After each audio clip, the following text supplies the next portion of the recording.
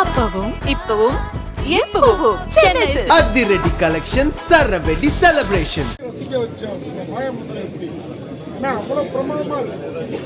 ஒரு பக்கம் அழுக, ஒரு பக்கம் கொண்டாட்டமா இருக்குது படம். எப்படி சாத்தியம்? நாங்கள் யோசிச்சு இந்த படம் பண்ணணுங்கும் போது ஆண்கள்கிட்ட இருக்க பிரச்சனை, என்னெல்லாம் பிரச்சனை இருக்கு அப்படின்றத சொல்லியிருக்கோம். ஆனா அது வந்து பெண்களை தாக்கி சொல்லணும் அப்படின்னு நினைக்கல. ஸோ இந்த படத்தோட ஐடியாவா பார்த்தா சேர்ந்து வாழ்றது தான் அப்படின்றது டெலிவரி பண்ணணும்னு நினைச்சோம். இப்போ அது எல்லாருக்கும் அதே மாதிரி இந்த போர்பந்தர், இந்த காரல் மார்க்ஸ், இதெல்லாம் இந்த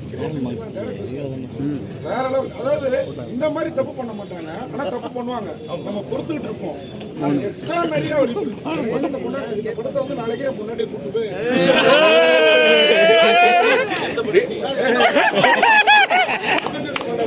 ரியா சார் இந்த சைடும் ஆண்கள் வந்து திருமணம் நிறைய, இந்த சைடும் திருமணமார்கள் நிறைய. படம் பார்த்துட்டு நாங்கள் ஹோட்டலில் போய் கொண்ட ஒய்ஃபோட சாப்பிட போனா இந்த படம் பார்த்தா சண்டை வருமா வராதா? சண்டை வருமான்னு கேட்டீங்கன்னா வரும், கேட்டீங்கன்னா வராது. வரும் சமாதானம். அப்ப இந்த படத்துல இருக்கிறத வச்சு ஏதாவது சொல்லி சமாளிச்சுக்கலாம். உங்க பெர்ஃபார்மன்ஸ் பார்த்தாக்கா சாய் பல்லவிக்கு ஈடா இருக்கு. சாய் பல்லவியை காலி பண்ணி வாங்க வாங்க டைரக்டர். இந்த ஸ்டோரி எடுக்கணும்னா ஒன்று நம்ம வாழ்க்கையில் அடிபட்டு இருக்கணும், இல்லை ஃப்ரெண்டு வாழ்க்கையில் அடிபட்டு இருக்கணும். இதில் யாராவது வாழ்க்கையில் அடிபட்டவங்களுடைய இன்ஸ்பயர் ஆகி நீங்கள் எடுத்திருக்கீங்களா? இன்ஸ்பயர் பண்ணி இனிமேல் ஓகே இல்லையே, ரொம்ப எக்ஸ்பீரியன்ஸாக எடுத்த மாதிரி இருந்தது. ஏன்னா டைலாக் அப்படி இருந்தது. விக்னேஷ்லாம் உண்மையாக ஒரு லைஃப்பில் பேசுகிற மாதிரியே இருந்தது. ஆமாம், அந்த மாதிரி உணர்வுபூர்வமாக நிறைய காட்சிகள் இருந்தது. அப்படியே சிவகுமார்னு சொல்லிட்டு என் நண்பர், அவர் தானே டைலாக் கம்ப்ளீட் ரைட் பண்ணது. அவரோட எழுத்து அந்த கற்பனை. ஏன்னா இதில் அசிஸ்டன்ட் இதில் மெயின் அசிஸ்டண்டாக அட்வொகேட் அசிஸ்டண்டாக வரார்ல சித்துவும், இன்னொருத்தர் அந்த ஃபாலோ பண்ணி பாடி சோடாவும் வேற அளவு. அது எப்படி செட் பண்ணீங்க? இது நடுவில் உள்ள போய் எப்படி செட் ஆச்சு? ஏன்னா அது வந்ததுக்கப்புறம் இன்னும் தூக்கிடுச்சு. அது எழுதுனதை விடனே அதுல ஜென்சனும் அந்த ஸ்டார்ன்ற பையனும் போட்டதுக்கு அப்புறம் அது உண்மையிலேயே இப்ப இருக்கிற கேரக்டர்லாம் ஷீலாமான வந்தோன்னா ஐயோ இந்த அம்மா பிடிச்சி விட்டுருக்கலாம் அப்படிங்கிற ஃபீலிங் வரும். அதே மாதிரி விக்னேஷ்காந்த் சார் இருக்கார்ல, பொன்னாட்டி தான் அவங்க அப்படிங்கிறத கற்பனை பண்ண முடியுது.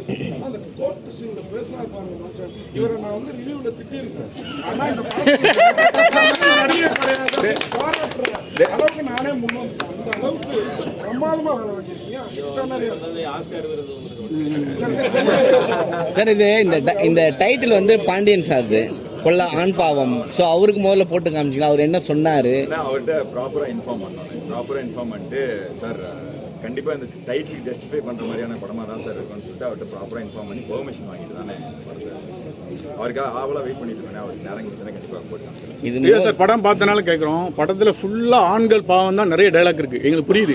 ஒரு 1-2 சைடு வேணால் பெண்கள் பாவம்னு இருக்கு. இதை நீங்கள் ஒத்துக்கிட்டீங்களா? ஐடியாவே அதானே. நம்மளோட பிரச்சனைகளை நிறைய இல்ல, இந்த எல்லா பிரச்சனையும் சொல்லிடணும் அப்படின்னு முடிவு பண்ணிட்டோம். இது ஆண்களுக்கு ஆதரவான படமா? குடும்பத்து பெண்கள்லாம் சிகரெட் பிடிக்கிற மாதிரி, சிகரெட் ஸ்மோக் ஆகுது, ஃபயர் வரும்போது அந்த அக்னி குண்டை எறிகிற மாதிரி ஒரு சீன் வச்சிருக்கீங்க. அது இந்து மதத்துக்கு எதிரான படம் இல்ல. அது இல்ல, அந்த இன்டென்ஷன்ல பண்ணலன்னு. இதுல வந்து அவங்க 2 பேரும் சேர்ந்துட்டாங்கன்றத சிம்பாலிக்கா சொல்லணும் அப்படின்றதுதான். அந்த மொத்தமா பேசி முடிக்கும் போது இவங்க சொல்லியிருப்பாங்க, அதுல எங்க அப்பா வந்து வீட்டுல இருக்க ஆம்பளைய பார்த்து பயப்படாம நிம்மதியான ஒரு வாழ்க்கை வேணும் அப்படின்னு கேட்பாங்க. இவன் சரி நீ என்ன யோசிச்சாலுமே அதை பண்ணுன்றதுக்கு நான் அலோவ் பண்ணுவேன்றதுக்கான சிம்பிள் தான் அது. மற்றபடி சேர்ந்து வாழ போறோன்றதுக்கு அக்னிகுண்டத்துல இருந்து ஆரம்பிக்கும். ஸோ அதனால அப்படி ஒரு ஆக்டரோ பெரிய ஆளோ வந்து பேரை மாற்ற சொல்லுவாங்க, இல்ல வேற ஏதோ பண்ண சொல்லுவாங்க.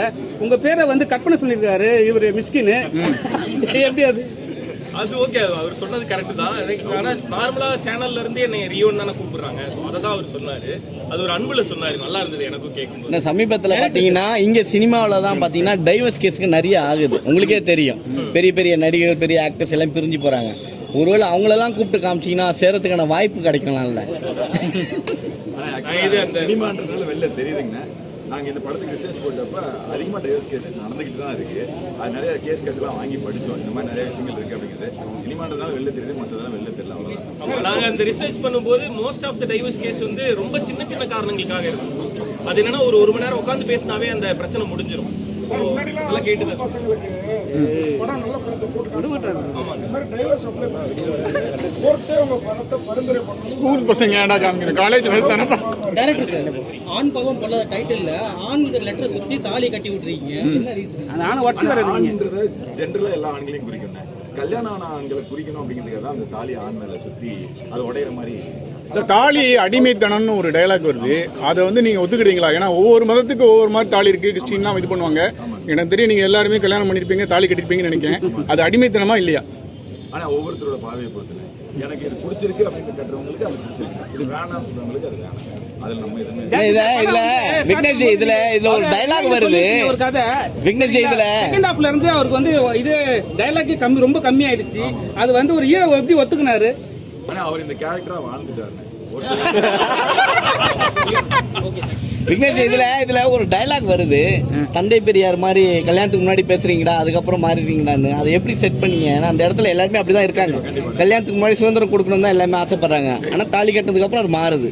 இதை டைலாக்கை எப்படி அந்த இடத்துல செட் பண்ணீங்க? ஏன்னா தந்தை பெரியார்னு உள்ள வந்துருச்சு. கடைசியில இவர் சொல்லியிருப்பாரு, அது ரைட்டர் தானே.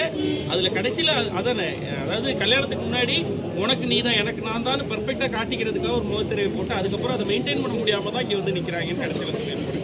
அதோட இனிஷியல் ஸ்டேஜ் தான். லாஸ்டா சொல்றேங்க, பெண்கள் எது சொன்னாலும் ஒத்துக்குனாதான் எல்லாம் சரியாகும்னு சொல்லுங்க. அதான் சொல்லிருக்கீங்க. சரிமா சாரிமா இல்ல 2 பஃப் இழுத்துட்டு தரமடி படத்தை ஆண்ட்ரியா மாதிரி சொன்னீங்க பாத்தீங்களா? நீங்க ஆண்ட்ரியாவை கிண்டல் பண்ணலாமா? வாங்க கேட்டுக்குவாங்க. ஆண்ட்ரியாவை கிண்டல் பண்ணலாமா? தப்பு இல்லையா? தம் அடிக்க சீன்ல அது அவங்களோட உரிமை தானே. நன்றி. காந்தி பிறந்த ஊரா அம்பேத்கர் ஒத்துக்குது. உண்மையா வேற லெவல் சார். நாங்க தான் கொண்டு போய் சேர்க்கணும். நீங்க இந்த படம் சேர வேண்டிய இடம், அந்த படம் அதுவா சேரும். வேற லெவல் படம்.